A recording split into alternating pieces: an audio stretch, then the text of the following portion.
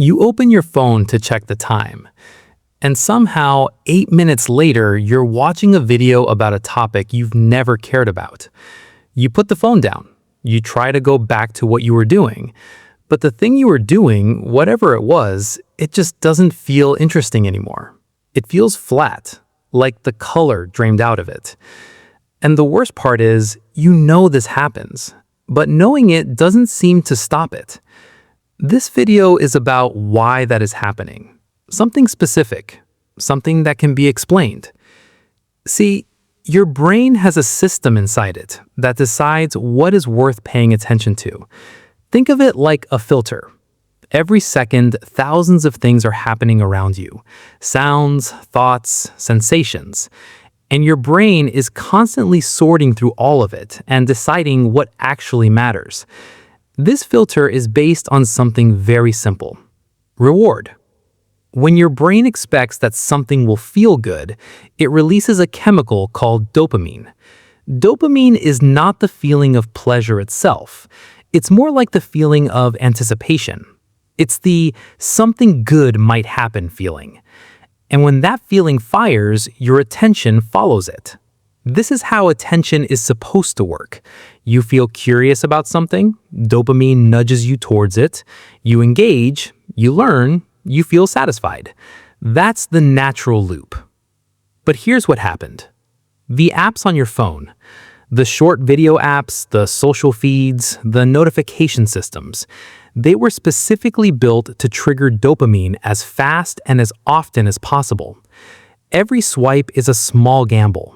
You don't know if the next video will be boring or fascinating. And that uncertainty is what makes it so hard to stop.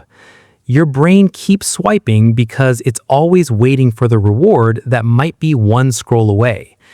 This is called a variable reward system. It's the same thing that makes gambling so hard to walk away from. You don't keep playing because every spin and every chance wins. You keep playing because any spin might win. Here, the unpredictability is the trap. Now, the problem isn't just that this is addictive at the moment. The problem is what it does to your brain over time. When your brain gets used to dopamine arriving this quickly and this constantly, it starts recalibrating. It raises its baseline and starts expecting stimulation at the same pace all the time. And when that pace isn't there, when you sit down to read, to study, or even just think, your brain doesn't experience that as normal. It experiences it as deprivation and boredom. Your brain makes it feel like a kind of low-level discomfort that makes you reach for your phone within seconds. So now you understand that you're not bored because the task is boring. You're bored because your brain's expectations of getting constant stimulation that, in real life, almost nothing can match. And this is what researchers call attention fragmentation. Your attention hasn't disappeared. It's just been broken into very small pieces. Your brain is still capable of focusing, but it now avoids staying in one place for more than a few seconds before it starts looking for something else. Think of it like this. Imagine you've been eating extremely spicy food every day for a year, hot sauce on everything. And then one day, someone serves you a normal meal, just regular food, no spice, which doesn't taste bad, but it tastes like nothing, because your taste has recalibrated to expect heat. So the normal meal feels like absence. That's what happened to your sense of interest. Normal tasks like reading, thinking, having a conversation without a phone, they haven't become worse. Your threshold for stimulation has just moved so far up that ordinary engagement now feels like nothing. So what actually helps with this? Well, it's not willpower, not discipline, not deleting your apps and hoping for the best. What helps here is understanding that your brain's baseline needs to shift back down.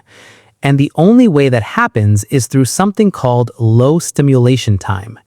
Time where you are deliberately doing something that doesn't give your brain the rapid hits according to its expectations. This doesn't mean suffering. It means choosing regularly to do something slow.